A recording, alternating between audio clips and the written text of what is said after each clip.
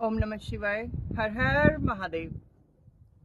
आज एक बहुत ही इंटरेस्टिंग सा टॉपिक है कि जो है अक्सर सबके मन में यही होता है विचार कि अक्सर जो अच्छे लोगों के साथ बुरा क्यों होता है और जो बुरे लोग हैं उनके साथ अच्छा क्यों होते हैं। या फिर एक जो महादेव भक्त है या फिर जो भी इस तरह से है भक्ति मार्ग पे वो अक्सर गरीब क्यों होते हैं, या जिसका भक्ति से और प्रेम से या इनसे इन चीज़ों से कोई लेना देना नहीं है, जो सिर्फ और सिर्फ कार्मिक हैं, वो इतने अमीर, इतने रिच, इतने मतलब क्यों संपन्न होते हैं। तो इसके लिए मैं जो है एक कहानी कहना चाहूँगा। इसके बाद आपको जो है समझ में आ जाएगा कि अक्सर ऐसा क्यों होता है। आप देखोगे कि ज़्यादातर मामलों में ये होता है कि जो अच्छे लोग हैं वो अक्सर गरीब होते हैं, जो भक्ति में जो होते हैं वो अक्सर गरीब होते हैं। तो एक बार यही सवाल नारद जी ने महादेव जी से पूछा, महादेव जी से और माता पार्वती से, कि वही कि अच्छे लोग जो आपके भक्त जो है इतने गरीब क्यों हैं, और ये जो जिनका भक्ति से आपसे या कोई लेना देना नहीं है वो इतने अमीर क्यों हैं। तो महादेव जी ने कहा ठीक है, मैं आपको इसका जवाब दूंगा। उससे पहले चलो पहले थोड़ा भ्रमण करके आते हैं पृथ्वी पे। तो वो दोनों आए, तो एक बहुत ही संपन्न व्यक्ति के पास गए, बहुत ही अमीर व्यक्ति के पास। तो उन्होंने कहा कि भिक्षाम देही, हमें कुछ खाने के लिए दीजिए। तो उस अमीर आदमी ने कहा कि हमारे पास नहीं है, हमारे पास खाना नहीं बना, हमारे पास नहीं है खाना। आप इतने दोनों हस्तपुस्त लग रहे हो, जाइए और जाके कहीं और मांगिए, हमारे पास नहीं है। ये कह के उसने अपने दरवाजे जो है बंद कर दिए। तो दरवाजे बंद कर दिए तो महादेव जी ने उनको आशीर्वाद दे दिया कि आप और संपन्न हो जाओ, मतलब आप और अमीर हो जाओ। तो नारद जी कहते हैं प्रभु ये आपने क्या किया, वो तो पहले से ही इतना संपन्न है, वो किसी की मदद भी नहीं करता, फिर भी आपने उसे जो इतना बड़ा आशीर्वाद दे दिया कि आप और संपन्न हो जाओ। तो प्रभु की लीला है। तो उन्होंने कहा चलो हम किसी दूसरे दरवाजे पे चलते हैं कुछ मांगने। तो वही नगर में एक दूसरे दरवाजे के पास गए, जहाँ पे एक वृद्ध महिला थी, वो शिव भक्त थी। उसके पास बिल्कुल एक छोटी सी झोपड़ी थी और कहने को सिर्फ एक गाय थी। तो नारद जी ने और भगवान महादेव ने स्वयं वहाँ पे जाके बोला भिक्षाम देही। तो वो महिला आई भागती हुई। उन्होंने कहा कि धन्य आप आए, कोई तो संत मेरे द्वार पे आया।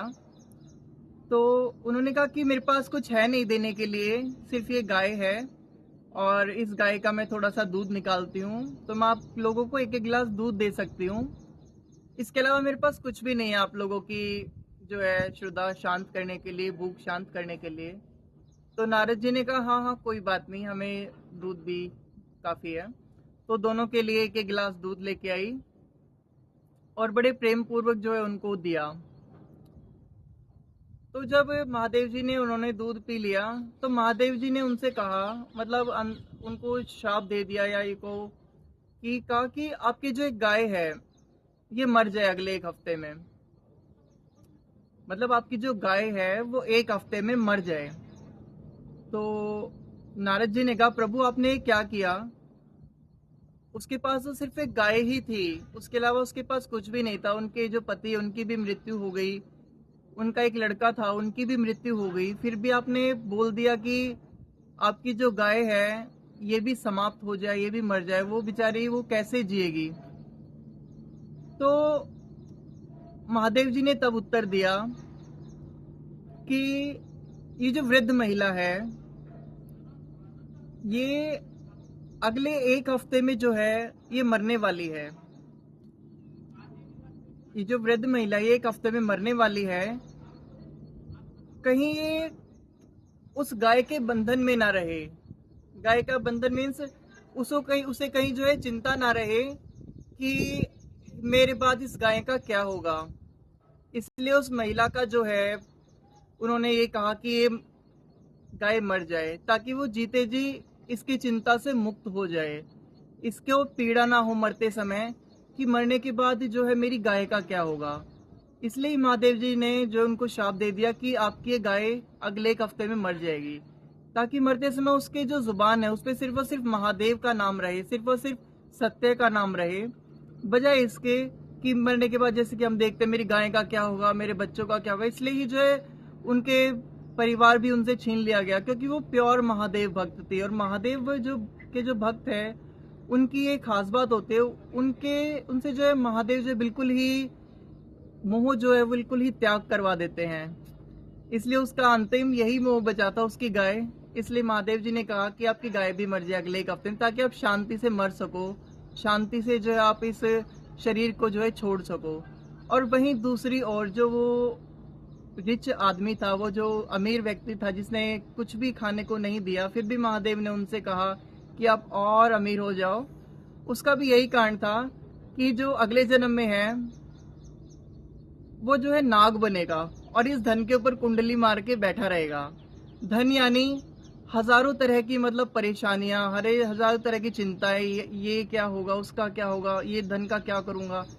तो अगर आपके पास चिंताएं हैं और धन है तो यकीन मानिए उस धन की कोई कीमत नहीं है, क्योंकि वो आपको पकड़े रखेगा।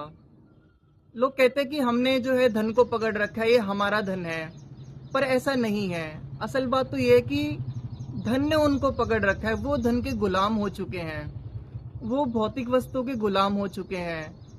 इसलिए ही मरते समय आप देखते हो इतनी चिंता लोगों में लगी रहती है, हाय मेरा मरने के बाद क्या होगा, मेरे बच्चों का क्या होगा, मेरे धन का क्या होगा, मेरा इसका क्या होगा।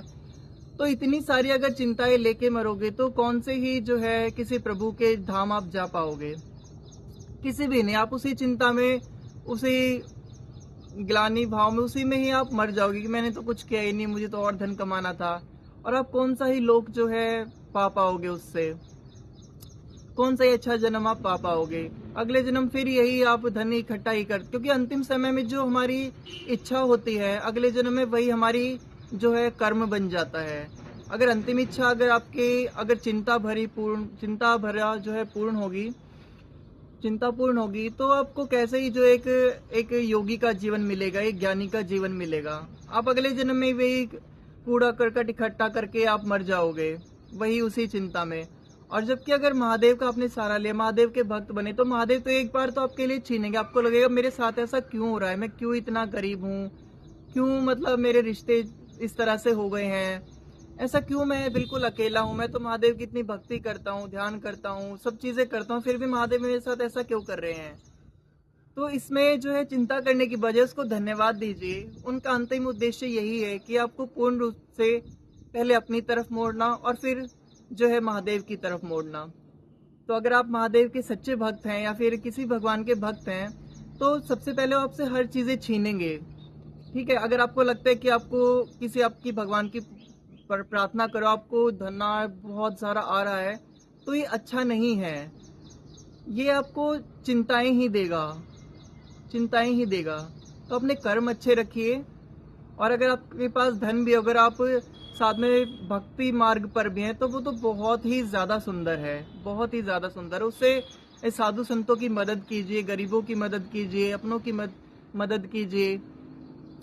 तो ना कि उसमें बस सांप की तरह कुंडली मार के बैठ जाएं और बस कहें कि हमारा धन, सिर्फ और सिर्फ हमारा धन। तो उस पर आप सांप की तरह बैठे रहोगे, मरने के पहले भी और मरने के बाद भी। उसे बांटिए। हमारे कितने ही साधु संत आज भी जो है पहाड़ों में, इन सब धार्मिक स्थलों पे भूखे प्यासे रहते हैं बेचारे, उनको दीजिए, उनकी मदद कीजिए। ना कि सिर्फ जमीन जायदाद इकट्ठी करके और उसको बस अंत में छोड़ के चली जाइए, वो भी ऐसे लोगों के लिए जो कभी आपको सही से बात भी नहीं करेंगे। तो क्या फायदा इसका, इससे अच्छा आपके कर्म ही आपके काम आएंगे। तो बेहतर है उसको दान कीजिए, अपने हाथ से दान कीजिए। जानवरों में आप देखते हो कितने भूखे प्यासे जानवर हैं, उनमें दान कीजिए। अगर आपके पास नहीं है तो धन्य हो आप भी बहुत ज्यादा धन्य हो, क्योंकि महादेव ने अपनी भक्ति के लिए चुना है आपको। बजाय शिकायतें करने के खुश रहिए और कहिए यही शायद मेरे लिए अच्छा होगा। तो अस्तित्व हमसे बेहतर जानता है कि क्या हमारे लिए अच्छा है। हम तो कुछ भी नहीं जानते, हमें तो बस थोड़ा सा भगवान की पूजा की और हजारों चीजें मांग लेते हैं। ये कोई भक्ति नहीं होती। भक्ति तो वो होती है कि आपसे हजारों चीजें छीन ली जाए तब भी अपने मार्ग से ना भटके, तब भी अपने जो है संकल्प से ना हटे, अपने जब भी अपने इष्ट देव से ना दूर हो, यही चीज़ें तो आती जाती रहती हैं। अगर आप सच में उस चीज़ के प्रति डेडिकेटेड है तो अंत में एक दिन आपको इतनी चीज़ें मिलेंगी, अगर आप सही मार्ग पे हो, कि आप उन्हें संभाल भी नहीं पाओगे, आप उड़ेल दोगे संसार में उन सब चीज़ों को, बजाय उस पर कुंडली मार के बैठने के। तो यही था महादेव का संदेश कि क्यों उनके भक्त अक्सर गरीब होते हैं। तो आप देखते होगे पहाड़ों में भी अक्सर बेचारे साधु संत भी महादेव महादेव करते रहते हैं, उनके पास शायद 2 वक्त का खाना भी नहीं होता, फिर भी वो महादेव महादेव करते रहते हैं। और बहुत से तो ऐसे होते हैं जो बहुत ही संपन्न जो है परिवार से होते हैं, बहुत ही पढ़े लिखे होते हैं। तो कभी कभी हमारे अंदर इसी तरह से बोध घट जाता है, हमें चीज़ें समझ आने लगती है संसार की, कोई ऐसी तरंग हमारे जाने अनजाने में प्रवेश कर जाती है हमारे पिछले जन्मों के अच्छे कर्मों के कारण, जिससे हम इन चीज़ों में उतर जाते हैं और चीज़ों का जो ब्रह्मांड की जो रचना है, जो अस्तित्व की जो रचना है, ये किस तरह से चीज़ें काम करती है, वो समझ में आने लगती हैं।